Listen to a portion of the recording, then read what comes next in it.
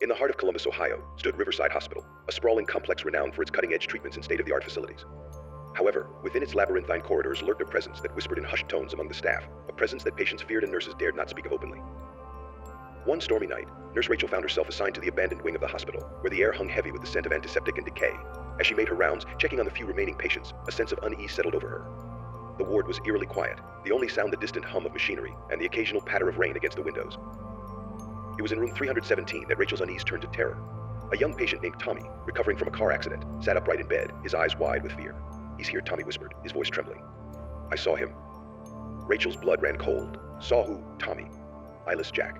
Tommy stammered, tears streaming down his face. "He was in the corner, watching me." Rachel's mind raced with disbelief and dread.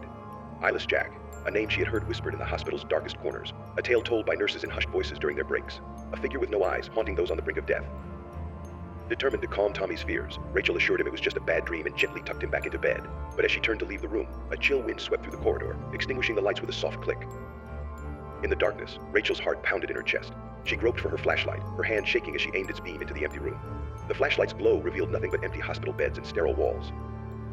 Just as Rachel began to breathe a sigh of relief, a faint rustling sound echoed from the far corner of the room. Her pulse quickened as she slowly turned toward the noise, the flashlight trembling in her grip.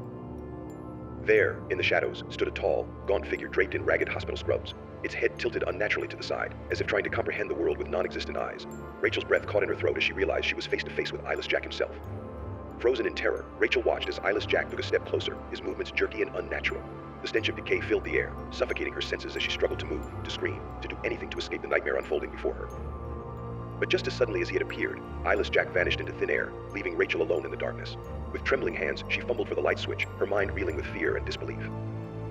As the lights flickered back on, Rachel stumbled out of the room, her heart racing with the chilling realization that Eyeless Jack was real, that he walked the hospital's corridors, unseen by all but those on the brink of death. From that night on, Nurse Rachel never ventured into the abandoned wing of Riverside Hospital alone. She couldn't shake the feeling that Eyeless Jack still lingered in the shadows, waiting for another opportunity to haunt those who dared to cross his path. And as whispers of his presence spread among the staff, the once bustling corridors of Riverside Hospital became haunted by a terror that defied explanation, a terror known only as Eyeless Jack.